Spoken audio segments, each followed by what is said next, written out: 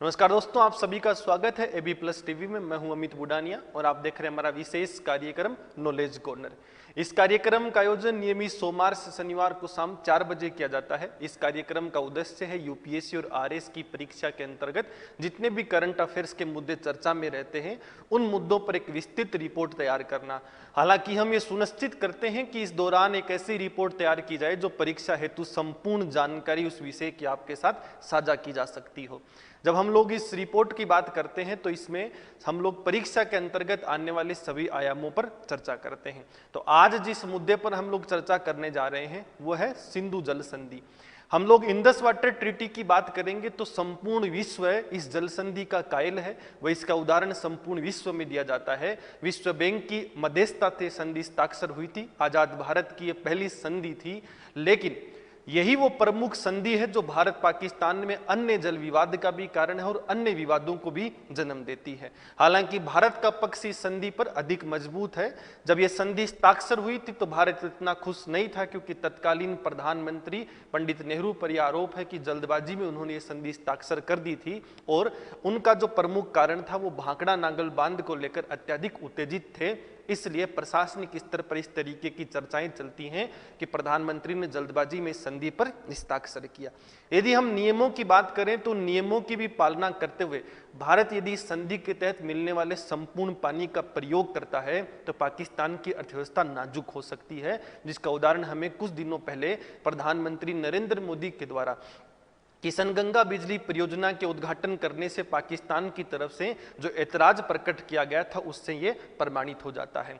जैसे ही भारत ने किशनगंगा जल परियोजना का उद्घाटन किया, पाकिस्तान की एक महत्वाकांक्षी 1500 मेगावाट की बिजली परियोजना झेलम और नीलम परियोजना जो है, क्योंकि झेलम नदी को पाकिस्तान में नीलम नदी से जाना जाता है, तो उस झेलम नीलम परियोजना उनकी असफल हो गई। ऐसे में पाकिस्तान के आतंकवादी संगठनों के सरगना हाफिज सईद जैसे लोग इस तरीके के आरोप भी भारत पर लगाते हैं कि भारत एक जल आतंकवाद का प्रयोग करता है हमारे लिए, लेकिन भारत इस उपकरण का प्रयोग केवल अपने हितों के लिए करता है। अभी तक ऐसा कोई राजनीतिक द्वेष भारत की तरफ से नहीं दिखाया गया। हालांकि वर्तमान वजीर आलम नरेंद्र मोदी ने उड़ी हमले और पठानकोट हमले के बाद में इस तरीके के बयान जरूर दिए हैं कि पानी और खून एक साथ नहीं बहाया जा सकता। ऐसे में भारत पानी को कभी भी रोक सकता है। वर्तमान जल शक्ति मंत्री गजेंद्र सिंह शेखावत ने भी इसको लेकर बयान दिए हैं कि भारत सरकार किसी भी परिस्थिति में अपने हिस्से के पूरे पानी का प्रयोग करेगा और वह नियमों की पालना करेगा। ऐसे में ये निरंतर चर्चा का ही केंद्र रहता है। आज से 8-9 महीने पहले इस संधि के तहत एक स्थायी आयोग है जो निरंतर एक दूसरे के यहाँ यात्रा करता है। उस आयोग, उस इंस्पेक्शन आयोग का 115वीं एक तरीके से सम्मेलन भारत की तरफ, यह 115वीं जांच हुई थी, इसलिए चर्चा में फिर से रहा है। ऐसे में जब हम लोग बात करेंगे तो निरंतर ट्रेंड में रहता है। सवाल यह है कि इस संधि के तहत 6 नदियों पर जल समझौता हुआ है और उन 6 नदियों में 3 नदियां ऐसी हैं जो पाकिस्तान की अर्थव्यवस्था पर महत्वपूर्ण भूमिका निभाती हैं। तो एक विस्तृत रिपोर्ट हम लोग तैयार करते हैं कि क्या सिंधु जल संधि है, क्या इससे जुड़ा विवाद है और क्या इसका भविष्य हो सकता है, जो आपकी परीक्षा के लिए प्रारंभिक परीक्षा के अनुसार भी और मेंस के अनुसार भी महत्वपूर्ण है। सबसे पहले यदि मैं बात करूं सिंधु जल संधि की, तो इस जल संधि को कराने का सबसे बड़ा योगदान जिसके हाथ में है वो वर्ल्ड बैंक के। ये विश्व बैंक के द्वारा करवाई गई संधि थी। विश्व बैंक ने इसको सितंबर 1960 में, इस तरीके का उदाहरण विश्व बैंक ने पहली बार पेश किया था, इसलिए उपयोगी है कि विश्व बैंक के द्वारा सितंबर 1960 में इस संधि पर हस्ताक्षर किए गए थे। और जब हम लोग बात करेंगे तो विश्व बैंक इसका सिग्नेटरी भी है, यानी विश्व बैंक ने खुद केवल मध्यस्थता ही नहीं की है, इस संधि पर हस्ताक्षर भी किए हैं। तो विश्व बैंक इस संधि का हस्ताक्षरकर्ता भी है।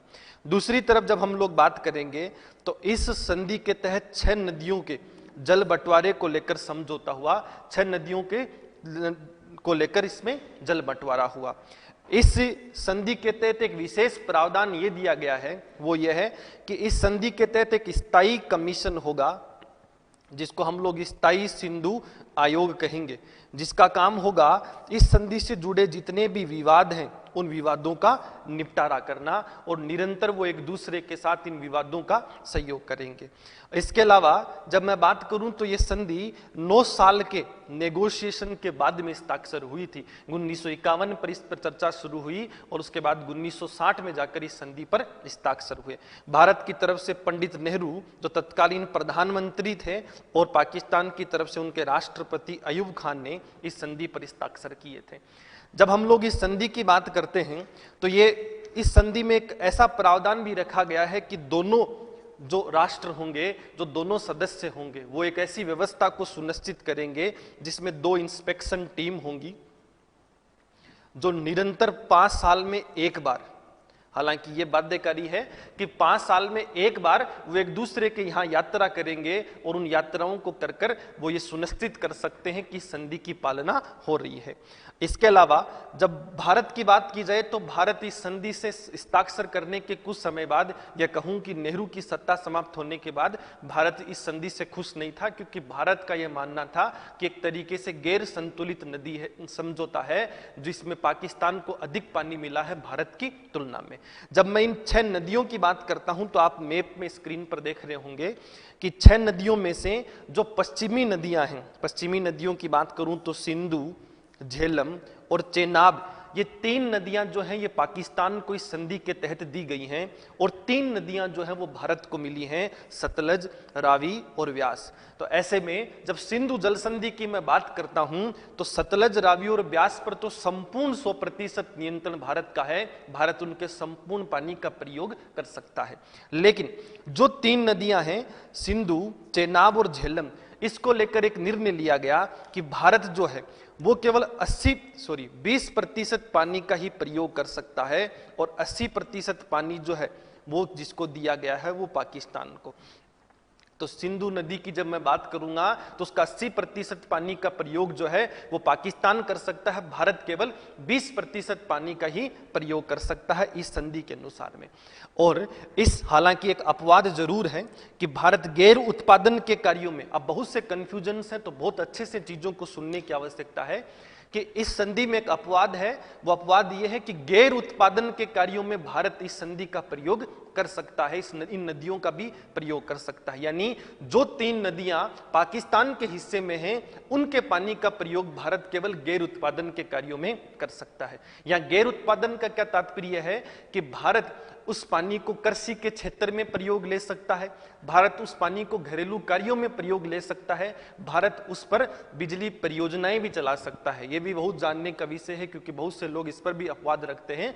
भारत उस पर बिजली परियोजना चला सकता है, लेकिन एक शर्त है, वो शर्त यह है कि बहते हुए पानी की जो धारा है उसको रोका नहीं जा सकता, अर्थात हम पानी को स्टोर नहीं कर सकते हैं, हम पानी का प्रयोग जितना चाहें कर सकते हैं, इसके लिए हमें अनुमति है, लेकिन पानी पर किसी भी तरीके से रुकावट भारत नहीं ला सकता है, खास कर इन 3 नदियों के संदर्भ में जो पाकिस्तान के हिस्से में हैं।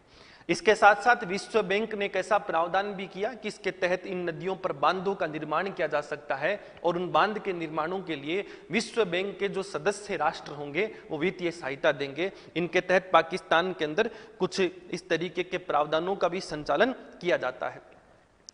अब जब हम लोग इस संधि की बात करते हैं तो पाकिस्तान की तरफ से निरंतर भारत पर इस पर आपत्ति है कि आपने जो संधि हस्ताक्षर की है इसका आप उल्लंघन करते हैं, भारत पानी को स्टोर करता है, भारत बिजली परियोजनाओं का संचालन करता है।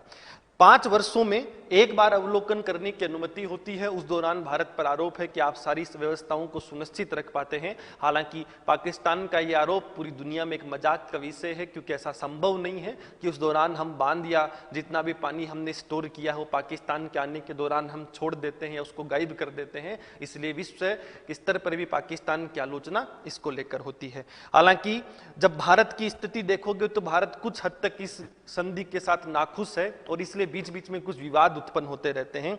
सबसे पहले मैं बात करूं तो भारत की तरफ से सन 1984 में इस संधि के तहत एक झेलम नदी के तट पर तुलबुल परियोजना शुरू की गई थी। तो 1984 के अंदर जब भारत सरकार ने वो तुलबुल परियोजना शुरू की तो पाकिस्तान ने इसका विरोध किया कि भारत पानी को स्टोर कर रहा है बिजली बनाने के नाम पे और वो झेलम नदी के तट पर ऐसा नहीं कर सकता है। मामला बढ़ने लगा, भारत ने अपना एक तरफा निर्णय ले लिया और सन 1987 में उस तुलबुल परियोजना को हमेशा के लिए बंद कर दिया। विवाद यहीं खत्म नहीं होता। सन 1987 में भारत सरकार ने चेनाब नदी के तट पर भी सलाल बांध का निर्माण किया और उस पर भी आपत्ति उठने लगी, जो आज अस्थायी तौर पर रोक दिया गया है। वो अभी काम नहीं करता, लेकिन अभी वह भारत पाकिस्तान के बीच में चर्चा का विषय बना हुआ है। दूसरी तरफ मैं बात करूं तो भारत सरकार की तरफ से सन 2007 के अंदर एक 330 मेगावाट की महत्वाकांक्षी बिजली परियोजना शुरू की गई, जिसको हम लोग किशन गंगा परियोजना कहते हैं। हालांकि भारत ने सहायक नदी के तट पर इसका निर्माण किया। सहायक नदी जो प्रमुख नदी होती है उसके जो बहाव एक तरीके से टूट जाते हैं या उसमें आकर जो दर्रे मिलते हैं उनको हम लोग ट्रिब्यूटरी रिवर्स कहते हैं, सहायक नदियां कहते हैं। तो भारत ने किशन गंगा जो 330 मेगावाट बिजली परियोजना है वो सहायक नदी के तट पे बनाई है, ऐसा भारत का मानना है। लेकिन पाकिस्तान ने इस पर आपत्ति खड़ी की और सन 2011 के अंदर मामला उन्होंने अंतर्राष्ट्रीय न्यायालय जो हेग में है वहां पर इस मामले को पेश किया। अंतर्राष्ट्रीय न्यायालय ने सन 2013 में भारत के पक्ष में फैसला सुनाया और भारत का जो पक्ष था इस न्यायालय के अंदर वो ये था कि भारत ने पानी को डाइवर्ट जरूर किया है, यानी हमने जो इनके हिस्से की नदियां हैं उनके पानी को डाइवर्ट किया है, लेकिन हम लोग केवल बिजली बनाकर उस पानी को वापस छोड़ रहे हैं और वो वापस उन्हीं नदियों में मिलकर पाकिस्तान को मिल रहा है। तो इसका मतलब एक तरीके से हमने डाइवर्जन क्रिएट किया है, लेकिन हम पानी को स्टोर नहीं कर रहे हैं। पाकिस्तान के किसी भी हिस्से का जो उनका पानी है उसको हम लोग स्टोर नहीं कर रहे हैं। ऐसे में अंतर्राष्ट्रीय न्यायालय हमारे इस तर्क से खुश हुआ और अंतर्राष्ट्रीय न्यायालय ने भारत के पक्ष में फैसला सुनाते हुए कहा कि आप इस महत्वाकांक्षी परियोजना को पूरा कर सकते हैं। अंतर्राष्ट्रीय न्यायालय की वजह से ही जो परियोजना 2016 में पूरी होनी चाहिए थी वो 2018 में पूरी हुई और 2018 मई में देश के वजीर आलम नरेंद्र मोदी ने किशन गंगा महत्वाकांक्षी परियोजना का उद्घाटन किया। हालांकि पाकिस्तान अभी भी इस पर आपत्ति कर रहा है।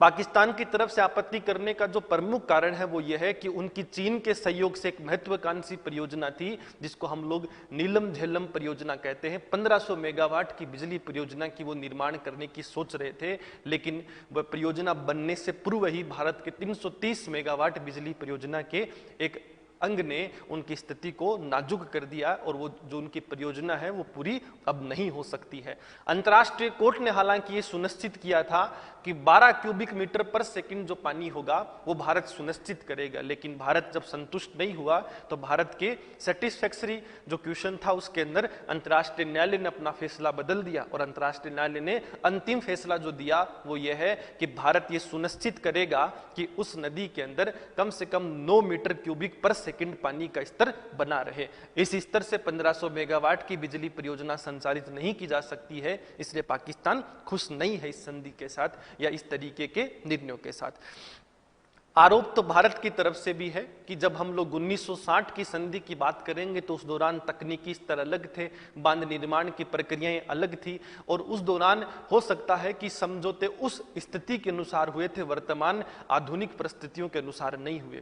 हालांकि फिर भी हम इस गैर संतुलित नीति से संतुष्ट होने की कोशिश कर रहे हैं, लेकिन पाकिस्तान के जो आरोप हैं ये भारत की दिशा में बेबुनियाद हैं, क्योंकि इस संधि का एक विस्तृत रूप और इतना ज्यादा डाइवर्सिफाइड संधि आज तक विश्व में कहीं नहीं है, इसलिए संपूर्ण विश्व इस संधि का कायल है, विश्व बैंक का कायल है, क्योंकि इसके कुछ प्रावधान है जो मैं वापस आपको दोहरा रहा हूं कि यह संधि ऐसा प्रावधान देती है कि 6 नदियों में से 3 नदियों का हिस्सा जो होगा वो संपूर्ण भारत का होगा। भारत जितना चाहे उनके पानी का प्रयोग कर सकता है। बाकी जो 3 नदियां होंगी उन 3 नदियों में से 80% पानी पाकिस्तान का होगा, 20% पानी भारत का होगा। तो भारत उन नदियों के जल का प्रयोग कर सकता है, गैर उत्पादन के कार्यों में वह कृषि के क्षेत्र में कर सकता है, वह उन पानी से बिजली परियोजनाओं को सुनिश्चित कर सकता है और कोई महत्वाकांक्षी परियोजना कर सकता है। बस एक ही शर्त है, वो इन नदियों के बहाव को प्रभावित नहीं करेगा। इसका अर्थ है कि टेक्निकल ग्राउंड्स पे जिसको हम लोग कहते हैं रन ऑफ वाटर, बहते हुए पानी का प्रयोग कर सकते हो, लेकिन आप पानी को स्टोर नहीं कर सकते हो। यह संधि ऐसा प्रावधान देती है कि प्रत्येक 5 साल में दोनों राष्ट्रों की तरफ से एक इंस्पेक्शन टीम भेजी जा सकती है एक दूसरे की तरफ, जो ये जांच कर सकती है कि दोनों राष्ट्र संधि की पालना कर रहे हैं या नहीं कर रहे हैं। इसके अलावा यह संधि एक ऐसा प्रावधान देती है कि जिसमें एक स्थायी सिंधु कमीशन होगा जो क्या करेगा कि नदियों से जुड़े जितने भी विवाद हैं या इस तरीके की परियोजनाओं पर आपत्ति हैं उन पर दोनों राष्ट्र द्विपक्षीय स्तर पर बैठकर एक दूसरे से चर्चा करेंगे। हालांकि पाकिस्तान हमेशा तीसरे को शामिल करता, कभी विश्व बैंक को, कभी किसी अंतर्राष्ट्रीय न्यायालय को, लेकिन भारत उन सभी स्तर पर संतुष्ट है क्योंकि भारत अभी तक संधि की सीमाओं के अधीन रहकर ही अपनी परियोजनाओं को पूरा कर रहा है। हालांकि हमने अभी तक कोई भी स्टोरेज का लेकर, बिजली परियोजना का लेकर ऐसा कोई प्रोजेक्ट इन नदियों पर नहीं बनाया था। किशन गंगा हमारा पहला परियोजना है जिसमें हम लोग सफल हुए हैं। इसके अलावा जब हम लोग बात करेंगे तो इस महत्वाकांक्षी परियोजनाओं को लेकर निरंतर एक दूसरे के ऊपर आरोप रहता है कि आप एक दूसरे के हितों को प्रभावित करते हो, राजनीतिक कारणों से ऐसा है।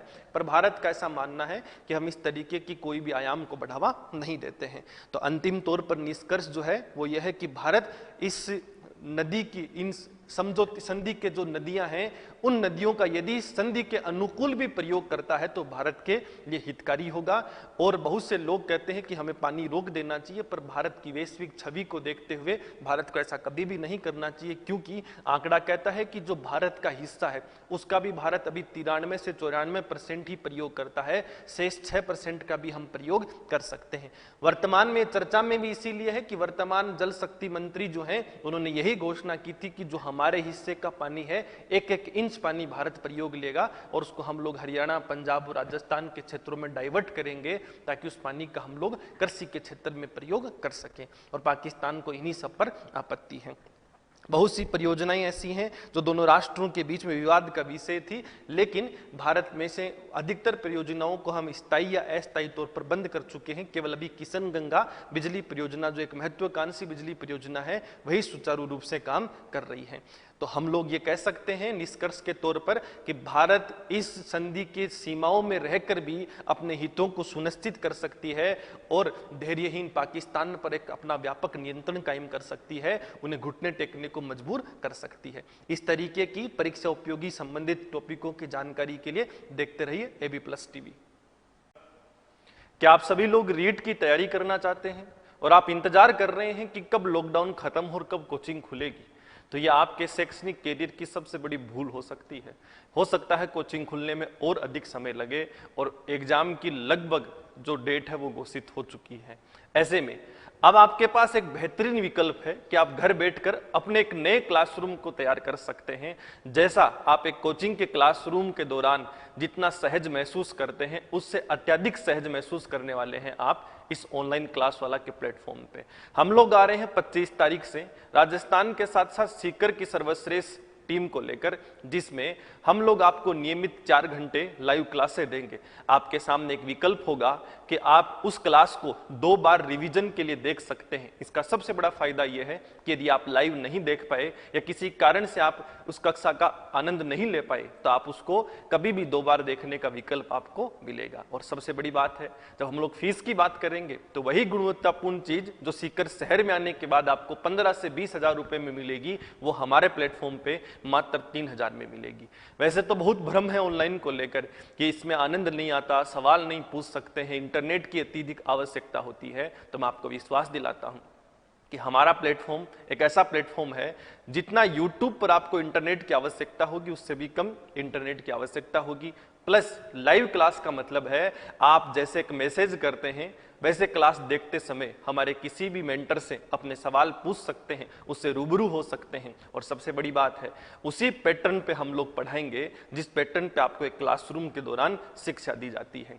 एक सर्वश्रेष्ठ टीम के साथ जुड़ने के लिए नीचे दिए गए नंबर पर संपर्क करें और निःशुल्क डेमो देखकर पहले अपनी विश्वसनीयता को सुनिश्चित करें और उसके बाद राजस्थान की सर्वश्रेष्ठ ऑनलाइन प्लेटफॉर्म को ज्वाइन करें।